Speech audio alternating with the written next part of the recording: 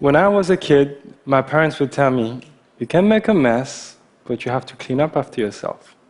So freedom came with responsibility. But my imagination would take me to all these wonderful places where everything was possible. So I grew up in a bubble of innocence, or a bubble of ignorance, I should say, because adults would lie to us to protect us from the ugly truth. And growing up, I found out that adults make a mess and they're not very good at cleaning up after themselves. Fast forward, I'm an adult now, and I teach citizen science and invention at the Hong Kong Harbour School. And it doesn't take too long before my students walk on a beach and stumble upon piles of trash. So as good citizens, we clean up the beaches. And no, he's not drinking alcohol. And if he is, I didn't give it to him. And so it's sad to say, but today more than 80% of the oceans have plastic in them. It's a horrifying fact. And for the past decades, we've been taking those big ships out and those big nets, and we collect those plastic bits that we look under a microscope, and we sort them, and then we put this data onto a map.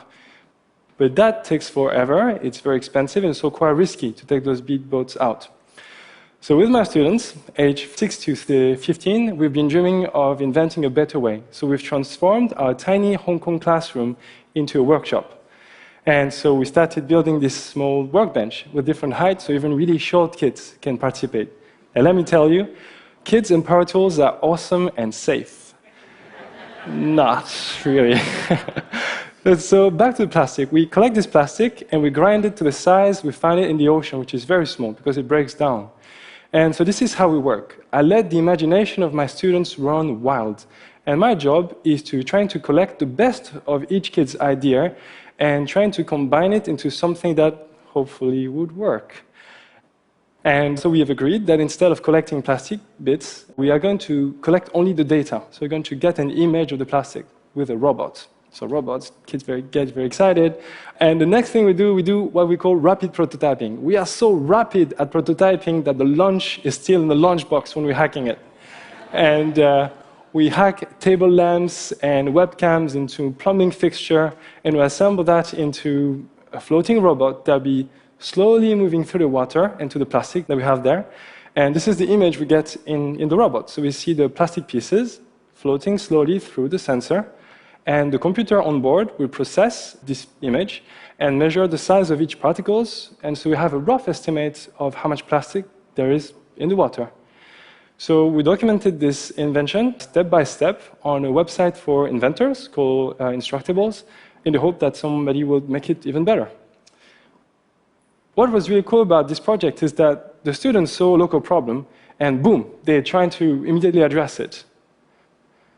But my students in Hong Kong are hyper-connected kids.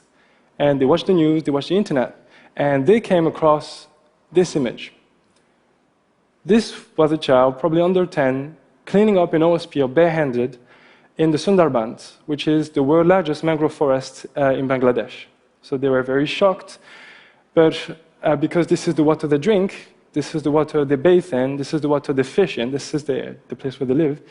And also you can see the water is brown, mud is brown, and oil is brown. So when everything is mixed up, it's really hard to see what's in the water.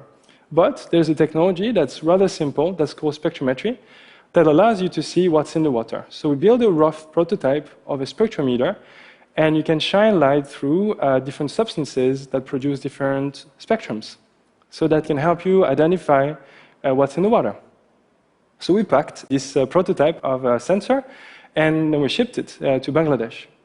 So what was cool about this project is that beyond addressing a local problem or looking at a local problem, my students use the empathy and the sense of being creative to help remotely other kids.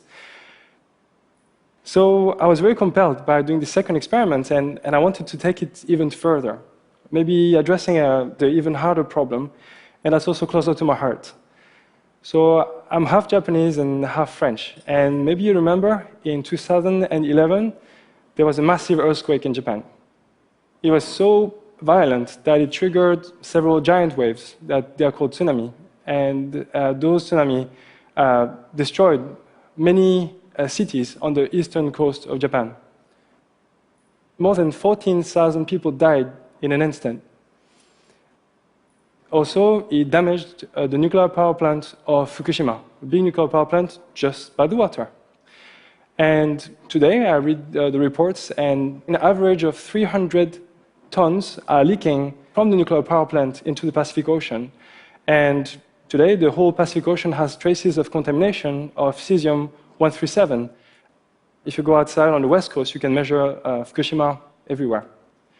But if you look at the map, it could look like most of the radioactivity has been washed away from the Japanese coast. And most of it is now, it looks like it's safe, it's blue. Well, reality is a bit more complicated than this. So I've been going to Fukushima every year since the accident, and I measure independently and with other scientists on land, in the river. And this time, we wanted to take the kids. So of course, we didn't take the kids. The parents wouldn't allow that to happen. But every night, we would report to mission control, different masks they're wearing. It could look like they didn't take the work seriously, but they really did, because they're going to have to live with radioactivity their whole life. And so what we did with them is that we're discussing the data I've collected that day and talk about where we should be going next, strategy, itinerary, etc. And to do this, we built a very rough topographical map of the region around the nuclear power plant. And so we built the elevation map, we sprinkled pigments to represent real-time data for radioactivity, and we sprayed water to simulate the rainfall. And like this, we could see that the radioactive dust is washing from the top of the mountain into the river system and leaking into the ocean. So it was a rough estimate. But with this in mind, we've organized this expedition, which was the closest civilians have been to the nuclear power plant. We are sailing 1.5 kilometers away from the nuclear power plant, and with the help of the local fishermen, we are collecting sediment from the seabed with a custom sediment sampler we've invented and built. We pack the sediment into small bags. We then dispatch them into hundreds of small bags that we send to different universities, and we produce a map of the seabed radioactivity, especially in estuaries where the fish will reproduce, and I will hope that it will help improve the safety of the local fishermen and of your favorite sushi. You can see a progression here. We've gone from a local problem to a remote problem to a global problem. And it's been super exciting to work at this different scale with also very simple open source and technologies. But at the same time, it's been increasingly frustrating because we have only starting to measure the damage that we have done. We haven't even started to trying to solve the problems. And so we even wonder if we should just take a leap and trying to invent better ways to do all these things. And so the classroom started to feel a little bit small. So we found an industrial site in Hong Kong, and we turned it into the largest makerspace focused on social and environmental impact. It's in central Hong Kong, and it's a place where you can work with wood, metal, chemistry, a bit of biology, a bit of optics. Basically, you could build pretty much everything there. And it's a place where adults and kids can play together. It's a place where kids' dreams can come true with the help of adults, and where adults can be kids again.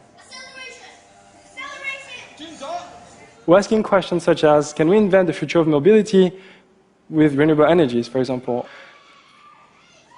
Or can we help the mobility of the aging population by transforming very standard wheelchair into cool electric vehicles?